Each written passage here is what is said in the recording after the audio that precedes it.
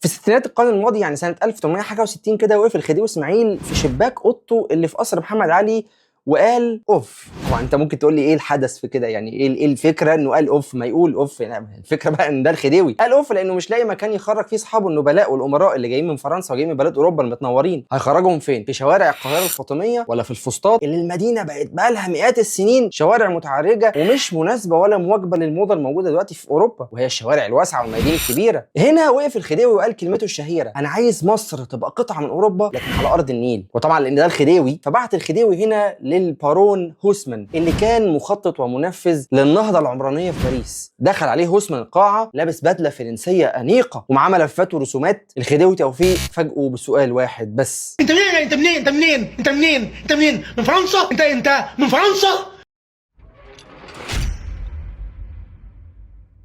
انا مش مجرد والي، انا صاحب حكم وهيبه وعاوز ده يبان للعالم كله. ده كان لسان حل الخديوي توفيق اول ما صدر امر من السلطان العثماني بانه يتولى الخديويه. حكم مصر في وقت ما كان بيتبعه بلقب باشا، ابراهيم باشا ومحمد علي باشا، لكن الخديوي اسماعيل كان اول خديوي رسمي، وده شيء من الاستقلاليه عن اسطنبول. اي نعم مصر كانت دوله بتتبع اسطنبول في نفس الوقت، لكن ليها استقلاليه ماديه اكبر مما كانت عليه قبل كده. لذلك الخديوي توفيق شاف انه انتهى العصور السابقه، النهارده انا في عصر جديد ولازم اثبت نفسي كصاحب حق في العصر ده. وقتها الخديوي توفيق رفع شعار انسف حمامك القديم، دوله المماليك والفاطميين انا هبدا انهيها تماما. الخديوي اسماعيل راح بص على القاهره، لقى القاهره الفاطميه فيها ايه؟ هي قلب التجاره في الغوريه وخان الخليلي، وقلب الصناعه زي صناعه الجلود وصناعه النحاس والفضه وغيره، والاداره اللي كانت متجذره حول اسوار القلعه، قلعه محمد علي، واللي كانت قريبه جدا من المناطق التاريخيه دي. وعلى خطى الفنان عنبه لما قال انا مش شايف فيكم حد، الخديوي توفيق قرر انه الخديوي مش توفيق يا سيدي، الخديوي اسماعيل كان شايف انه خلاص حكم المماليك والفاطميين ولا انا الخديوي وعلى الله حكايتي كبلد وكل الافيهات المكتوبه دي. وعلشان يبدا يعمل نهضه تساوي الكلام ده لجأ الى الطراز الفرنسي، مش بس عشان الجمال لكن عشان الرساله السياسيه اللي بيوضحها. لو نقدر نلخص فكره الطراز الفرنسي في الوقت ده، كانت شوارع مفتوحه، ميادين واسعه، مباني ضخمه وليها هيبه وعلى ارتفاع واحد، بحيث تحس انك قدام ناطحات السحاب دي اكنك نمله. هي ناطحات سحاب في العصر ده. العصر ده كان الخمس ادوار والست ادوار والسبع ادوار هي عصور ناطحات السحاب. المؤرخ جمال الغيطاني اتكلم عن فكره ان العماره كانت بتستخدم كاداه سياسيه. كان العمارات الكبيره والمدن الفسيحه كانت بتعبر عن فكره السلطه والهيبه، هيبه الدوله فهيبه المدينه فبالتالي هيبه السلطه. بمعنى اخر انه القاهره الخديويه ما كانتش مجرد مشروع عمراني، دي كانت رساله سياسيه واضحه: انا الخديوي، انا المالك الجديد. وده بيعمل صوره ذهنيه كامله عن القاهره بشكلها الجديد. لذلك لاول مره نشوف في القاهره مسرح او دار الاوبرا، نظام جديد تماما، الاشغالات زي الرصيف والاناره اللي بالغاز وتنظيم المحلات وقيود على عروض الشوارع، حدائق جديده على مستوى اوروبي زي حديقه الازبكيه واللي هنتكلم عنها فيما بعد، كان حصل فيها حوارات كده. بس اهم نقله هي فكره العمارات الكبيره. ايه العمارات دي؟ لاول مره يبقى فيه العمارات بالهيبه دي كلها وبالاتساع ده كله. ده مش مجرد قصر او بيت صغير، دي لاول مره في حاجه اسمها عماره سكنيه.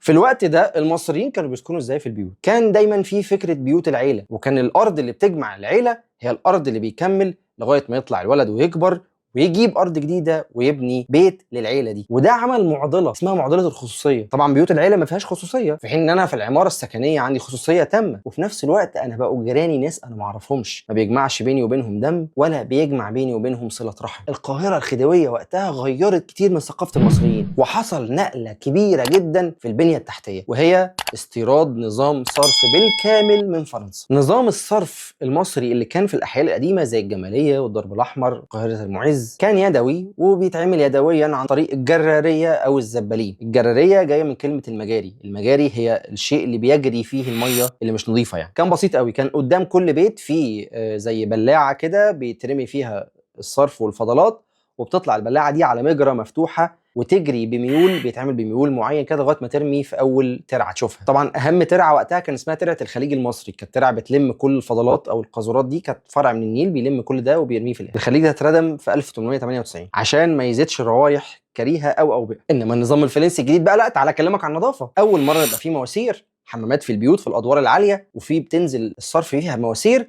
تتجمع في غرفه التفتيش تحت الارض، تتجمع في ماسوره كبيره وترمي في اماكن بعيده او يعاد استخدامها كسمات طبيعي للاراضي. بقى في قنوات تصرف الامطار. النظام اتطبق في الاحياء الجديده زي ميدان الاسماعيليه اللي هو ميدان التحرير دلوقتي، وشارع محمد علي اللي انشاه الخديوي اسماعيل، وفضلت الجماليه والحسين على نفس نظامهم القديم. بمناسبه ان احنا جبنا سيره الصرف القديم والصرف الجديد والنظام الجديد اللي جبناه من الصرف من فرنسا، انا عايز اقول لكم على حاجه، انه فرنسا قال عنها كل المؤرخين اللي زاروها في الوقت ده انه ما قبل اختراع النظام الفرنسي ده كانت فرنسا هي مدينه الاوبئه والروائح الكريهه، ودليل ان ما كانش في حمامات في البيوت وما كانش في حمامات عامه، كانت الناس بتجيب اواني او مناديل ويرموا بقى في الشارع. فالمنطقه يعني الموضوع كان يعني مليان اوبئه وبتاع وفران وحاجه، يعني كانت صعبه. الاوبئه اللي زي الكوليرا كانت منتشره في فرنسا عادي يعني، في حين ان في القرن ال 18 مثلا، 18 دي يعني 1700 وحاجه، كانت مصر متطوره جدا في الصرف الصحي عنهم. مصر كان فيها حمامات عامه على فكره، وكان فيها حمامات في المساجد، وكان فيها نظام صرف، يعني عكس ما هم كان عندهم ما فيش نظام صرف. انما الدنيا دواره بقى، وده بيخترع وده بيوقف، طبيعي ده اللي يحصل يعني. المؤرخ جمال الغيطاني كان شايف ان الفرق بين القاهره الخديويه والقاهره الفاطميه او الاحياء المصريه القديمه ما كانش بس فرق في العماره، كان فرق في الروح والرساله. القاهره الفاطميه مثلا والاحياء الشعبيه القديمه كان كل شارع متسمي باسم الحرفه بتاعته، كان تجمع الحرف موجود في مكانه. على فكره مصر ما زالت محتفظه بهذا الشكل برضه، في العتبه في كل شارع بيبقى فيه حرفه معينه، كل حاجه هناك ماشيه على مقياس انساني. انا دلوقتي عايز اروح اصلح ساعه فيبقى في شارع الساعات صلح مش عارف ايه، عايز اعمل حاجه في الخزف في شارع الخزف، في شارع الحرف بتاعه النحاس، وهكذا. اما القاهره الخديويه فكانت معموله عشان تبقى معلم تاريخي ومنظر للهيبه، حاجه تتشاف من بره يبقى شكلها حلو جدا، شوارع واسعه ونظيفه، ميادين مستقيمه، وعمارات بواجهات اوروبيه كانها بتقول الغرب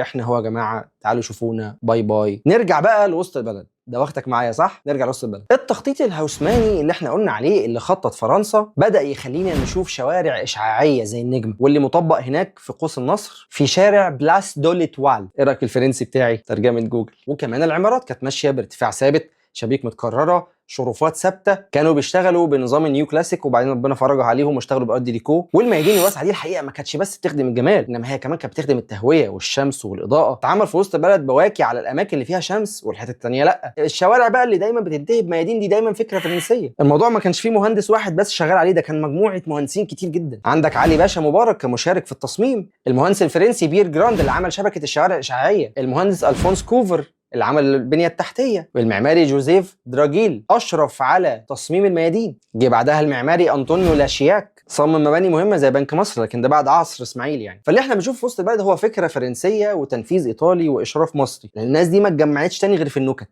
يقول لك لما واحد امريكي وواحد فرنسي وواحد ايطالي وواحد صعيدي ما اتجمعناش تاني، الكلام ده خلص. الخديوي اسماعيل عمل نهضه كبيره جدا في القاهره، واصبحت فيما بعد نواه لجذب الاستثمارات للقاهره. هو انا كلمتك عن موضوع حديقه الازبكيه؟ كلمتكش؟ طب استنى اجيلك. في القرن ال15 امير مملوكي اسمه سيف الدين ازبك قرر انه يجيب عند بركه ميه ويجففها ويعمل قصر كبير عنده ويسميه قصر الامير ازبك. بركه الميه دي بقت من وقتها هي ملتقى الامراء والنبلاء. الاهمال اصاب المنطقه واصاب بركه الميه دي بعد 3 قرون. يجي الخديوي اسماعيل يشوف المنظر ده يقول انا هنا هعلم على المماليك، انا عايز اعدل البركه دي واعمل جناين زي بتاعه اوروبا بالظبط، زي بتاعه باريس. راح جاب المعماري بارلي دي شان اللي كان مصمم للجناين في فرنسا، وقال له بص بركه الميه دي نظفها واعمل لي حواليها جناين وهنسميها حديقه الازبكيه. وفعلا عمل حديقه على اعلى مستوى اوروبي، اتفتحت سنه 1872، كان فيها كافيهات لاول مره، كان جنبها المسرح لانه كان جنبها الاوبرا. عارف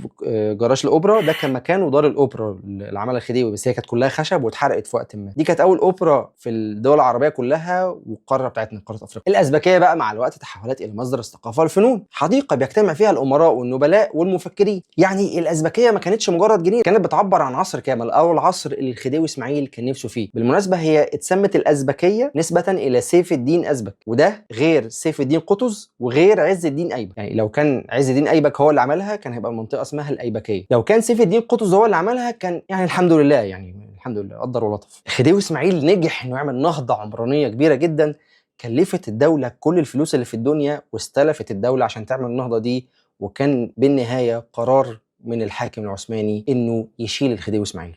ولكن الخديوي اسماعيل ساب في مصر نواه للتطور كبيره جدا. عندك كوبري قصر النيل هو اللي عمله، وكان اول طريق يربط ما بين غرب وشرق النيل. الاوبرا هو اول واحد عملها، تصميم الميادين والطرق اول واحد يعملها. يعني الجمله بتاعت انا اللي برسم الطريق وانتوا تمشوا عليه ده الخديوي اسماعيل اللي قالها، ده اول واحد يقولها. هتلاقي عندك اصلا عمارات مصريه في زيها في فرنسا وفي ايطاليا. عندك عماره يعقوبيان مثلا. وسط البلد هي القلب النابض للقاهره الخديويه، واللي مش هتنتهي في حلقه طبعا، ومش هعرف اخلصها في حلقه. دي عايزه كميه حلقات، والحلقات دي عشان تطلع ما تبقاش بالساهل. انت بتعمل مجهود ما بين السيرش، السكريبت، الكتابه. نعمل لنا بقى لايك، سبسكرايب بقى، كومنت، فعل علامه الجرس. انت ليه ما تفعلش علامه الجرس يعني؟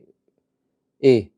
ما تنساش تدعي لاخواتك في فلسطين وسوريا ولبنان والسودان. كنت معاكم انا محمد فريد، وده معمارجي.